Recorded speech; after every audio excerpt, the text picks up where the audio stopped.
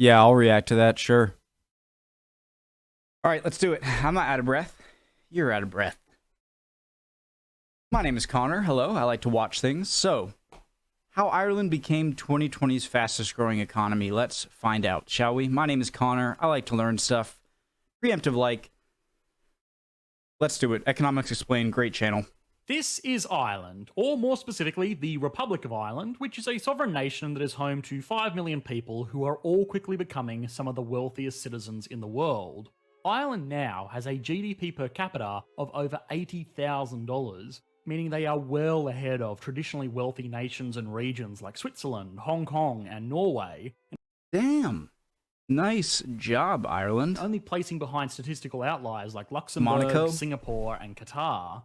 What's more is that Ireland is on track to be the fastest growing economy in 2020, a year that has seen most nations fall behind.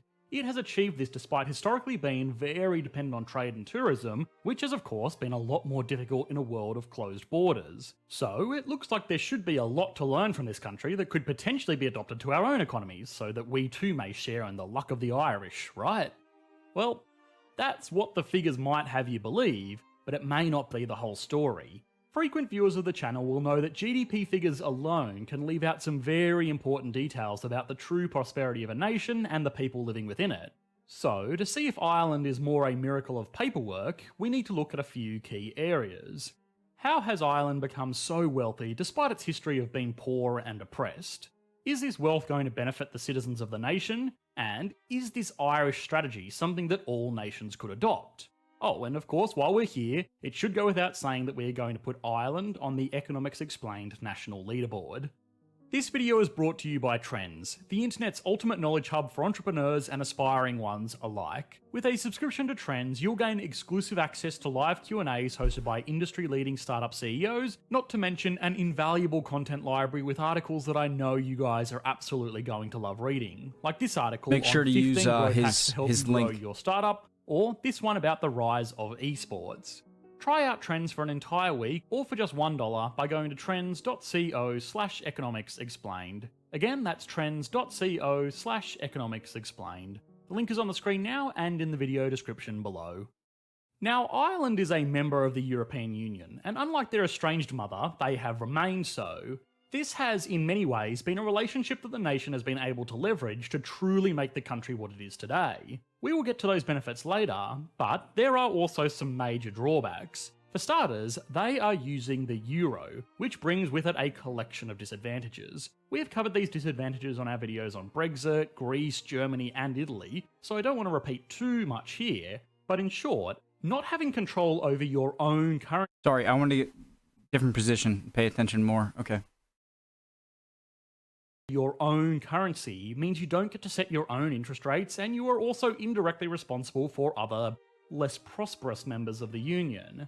This lack of autonomy means that countries that want to adopt new economic policies or implement new schemes for growth can be limited in doing so.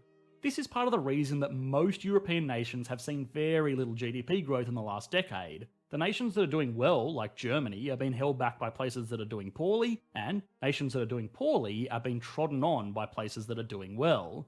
Despite this Right, and that's kind of like when I was learning about, again, I'm still learning about the European Union and whole European politics and economics, two subjects that I'm really not very good in, especially economics. But that's kind of trade-offs you accepted going into it, and so rather than being able to shoot up as your own country, you're kind of bringing up Europe as one bigger entity. Whether you agree with that or not, I don't have a certain opinion on it, I suppose, but I'm just trying to understand that. Unfortunate back and forth, Ireland has managed to almost double in size in the same decade that most member states went nowhere. And a lot of this has to do with raising all kinds of money. You may have heard the term double Irish with a Dutch sandwich. It's an amusing term that's used to describe the intricate tax loophole where international corporations will exploit intellectual property and corporate expense laws in Ireland and the Netherlands. Again, we have done a video on this little scheme before, and we found that major institutions like Apple were using it to hoard massive piles of cash without having to pay tax on it. All of those trillions of dollars have been parked in where else but Ireland. Now, Mark? you might be thinking that trillions of dollars in foreign investment sounds great and kind of answers the questions about how Ireland got so rich, but not so fast. There are two major problems with this particular arrangement. The first is that it doesn't exist anymore. The loophole that made this whole system possible was closed by an Irish law in 2015, which meant no new corporate structures could be set up, and the ones that did still exist had until 2020 to find other arrangements. Since it is now 2020, there is no more double Irish. However, that doesn't mean the money is gone. In the 2 decades that this system was abused by major corporations, the companies involved piled up trillions of dollars in Ireland, which leads to the second problem. Just because money is sitting there in Irish accounts does not mean it is going to benefit Ireland. The whole reason these companies chose to do business in Ireland in the first place is that they didn't need to pay tax. If the country turned around and started taxing this income to put towards, public services, then these companies would just go and find themselves an alternative in a more accommodating country. And of course, to provide these services, there are a few thousand well-paid accountants and lawyers working in Ireland, which is a boost to the local economy, but it's not Anyone know what ship that is? exactly putting money directly into the pockets of regular Joe. But Ireland had a plan. You see, it knew that as soon as these companies tried to take this money back out to the United States to use for reinvestment or dividends or stock buybacks, they would need to Canada's income and pay tax on it. So, it was a great way to save money tax-free, but it kind of put a lock on that money to use for anything useful. So, Ireland let them use it in Ireland without too much of a penalty. Without the money leaving the country, the companies involved have been able to invest into research and development, which can benefit their operations worldwide. This is a win-win. Ireland gets jobs and investments into their local economy, and the companies involved have been able to invest into research and development. Without the money leaving the country, the companies involved have been able to invest into research and development, which can benefit their operations worldwide. This is a win-win. Ireland gets jobs and investments into their local economy, and the companies involved get something to do with their money in a very business-friendly environment.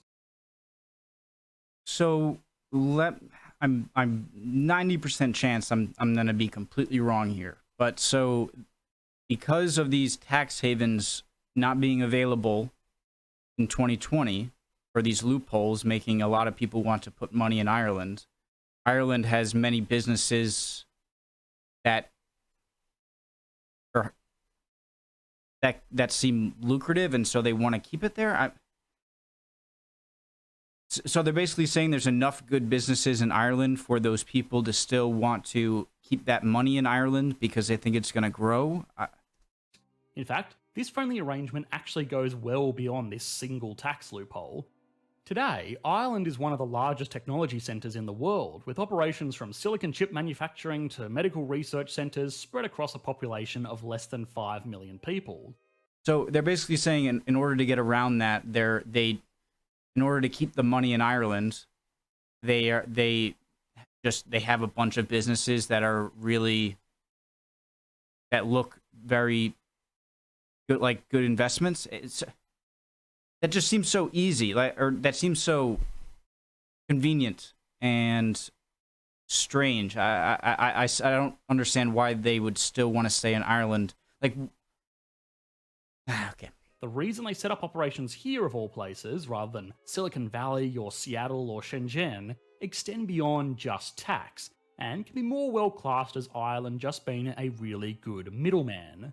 This is Shannon's International Airport. It's not a particularly remarkable airport in its own right, but what is just outside the gates really is. The Shannon Free Trade Zone was established in 1959 as a way to encourage businesses to set up operations in the country. You see, prior to this, Ireland really struggled to attract international investment because the whole place was viewed as very unstable on account of its fight for independence and a selection of headlines that didn't make global executives particularly excited to go there on a business trip. This free trade zone, though, well, that was something to get excited about. What it did was mark out a 600-acre plot of land around the airport to be established as a business park where local import, export and business taxes did not need to be paid until the goods left the area. What this meant is that companies could set up manufacturing centres in this little area, fly in parts and then fly out finished products without lofty tariffs that were commonplace in the world at this time. Now you might be thinking, oh great, another tax loophole, but it wasn't exactly. The companies involved still had to pay tax in whatever country they ended up selling their products, they just avoided taxes during the actual assembly phase. In a sense, it kind of just made the area the world's first and largest airport duty-free zone. Guys, how does that help Ireland? If Ireland is providing this place for companies to come in and store their stuff and then only have to pay taxes when they leave Ireland, how does that help Ireland? Is what I'm confused with. This little arrangement, mixed with the nation's very strong policies on intellectual property rights, attracted companies like Intel, Lufthansa, De Beers, and GE Capital Aviation Services. In fact, Sony's first international manufacturing operation was in Shannon Island, of all places. Now, in fairness, almost any country in the world at the time could have pulled a similar trick, but it probably would have not been quite as popular because Ireland did have some other things going for it as well. It had a great central location between Europe and the United States, the two largest industrial centres in the world at the time. It also offered a sneaky backdoor into the European Economic Community, the predecessor to the European Union, for American companies that would have otherwise had to pay significant markups on imports into this little European club. What's more is that it was home to an English-speaking population that was very well educated. Being able to manufacture silicon chips tax-free was all well and good, but it's not a job that can be done by just anyone, so this workforce went a long way. This whole system served to boost the local economy, bring businesses into an otherwise unremarkable airport, and create highly skilled, high-paying jobs in the Irish economy that were all being paid for by companies abroad. Of course, it must be recognised that the system was not perfect, and create highly skilled, high-paying jobs in the Irish economy that were all being paid for by companies abroad. Of course, it must be recognised that the system was not perfect. For starters, this whole system revolved around an airport. People who have watched our video on the Merchant Navy will know that most international trade is done using ships rather than aircraft, given how much cheaper they are to operate at scale. This has meant that the country can only really attract companies that manufacture very small, high-value products like aircraft parts, computer components, and diamonds. This was somewhat limiting, but with Ireland's modest population, it could probably be called more of a feature rather than a bug. Even if they did have access to mass shipping, low-cost manufacturing was never going to be their thing. The other problem with this system is that it's somewhat obsolete these days. Before trade deals and in a time with widespread import and export tariffs, this free trade zone was an amazing tool that companies could use. Today, it's somewhat unnecessary. In fact, the Shannon Free Trade Zone lost nearly all of its special privileges in 2003, but despite being little more today than just another industrial centre outside an airport, it is still home to over 100 international firms that directly employ over 10,000 workers and tens of thousands throughout the rest of the country. At a foundational level, this is what has given the country such great metrics. Companies have decided to just stick with Ireland. We recently explored the economy of California, and a lot of what we found out about that state's industry is very similar to what is going on here in Ireland. Today, Ireland doesn't have anything particularly appealing about it. Global tax loopholes have been closed, free trade zones have been made irrelevant, and sure, its domestic tax rates are low, but there are cheaper alternatives. The thing that has made Ireland so successful is that there are no other more compelling options that would make it worth moving the significant infrastructure now set up in the country out of it. Okay, that's fair enough. Very similar in many ways to how Hollywood is the go-to place to make movies because it is home to all of the companies and people that make movies. Ireland is the go-to hub for financial services and technological development because it is home to all of the companies and people that do this stuff. Okay, that's something even I can understand. Okay. Perhaps the best example of this is GCAS, or General Electric Capital Services. We have mentioned this earlier, but I would imagine most of you have never heard of this company or know what it does. But what it is basically just a rental service for airplanes. General Electric will buy up planes, primarily from Airbus and Boeing, and then rent those planes out to airlines all across the world that don't want to have to pay the hundreds of millions of dollars upfront for an aircraft. A quick side note is that this is a great marketing tool for GE because they will not buy up planes for this fleet that are not fitted with GE jet engines. So if Boeing and Airbus want to attract the world's biggest consumer of aircraft, they better think twice before sticking a Rolls-Royce engine on them. To give you an idea of just how large this company is, it owns more planes than United, Delta, American Airlines, and Emirates combined. Back during the Free Trade Zone, Shannon's airport was the only logical headquarters of this global operation because it was buying up planes from both Airbus in Europe and Boeing in America and then shipping them out to airlines all over the world. Today, it could do this from anywhere, but it is already established in Ireland, so it may as well stick around. So the big question is then, a lot of the stuff I'm hearing is it's a smart English-speaking nation. It had some tax loopholes that made it very attractive for a lot of companies, and even after the tax loophole ends, they kind of create that other airport thing, but all of the things here are already here, and so until there becomes an alternative where it becomes financially beneficial to move it there, then they might as well stay here. Okay. Do all of these multinational operations actually benefit the people of Ireland?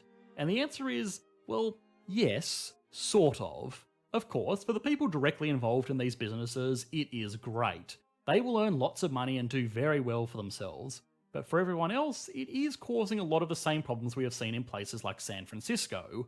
Extremely high rents and cost of living are being driven by this influx of foreign investment, and it is leaving average workers in more traditional roles behind. This is a serious problem that the country will have to address, or it will face similar social issues to other industrial centres around the world.